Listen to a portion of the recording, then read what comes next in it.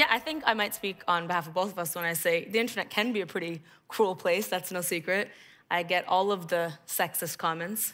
Don't know why. I get all the racist comments, don't know why either. But it's tough. I think when I first started, it did really get to me. And I think anyone who says hate comments do not get to them is lying.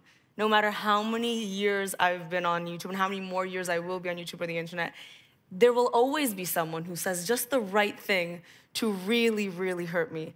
But I've just learned two things. One is that whenever you decide to do something, you have to love what you do more than you're scared of what other people think.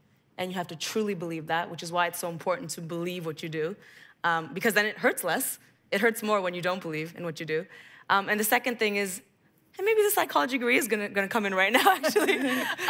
It is that when people leave negative comments, you really have to understand that they are telling their story, not yours. Happy people don't write mean things to strangers on the internet. Yep. You know, sad people do that. And that's the psychology of it, is that they are insecure and unhappy. And as someone who creates content, you really have to remember that.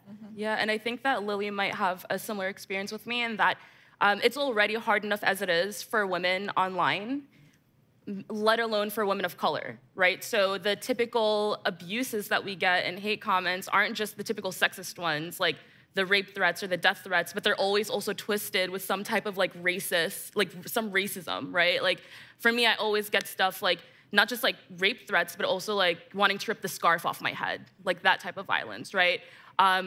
If you went back to your country, you'd get stoned for talking about this. Like, what is my country? Like, I was born and raised in Jersey. So like, always mentioning a country you're not actually from is very, very common. Exactly. And I think that it really just speaks to, you know, when we talk about, like, yeah, people online, and especially for women of marginalized backgrounds, the internet, a lot of times, it's a double-edged sword because it allows us to really create this distorted lens in how we look at people that are different from us as well, right? That media misrepresentation of exceptionalism, where it's like, oh, the violence abroad is different than the violence you're dealing with here. Our violence is more superior, so you shouldn't be complaining, you know, as if it's like okay somehow. But the other side of that is that, yeah, it gives us an equal footing too, because then we can counteract that with counter speech. We can put our messaging out there, put our authentic voices out there, and really push back against it.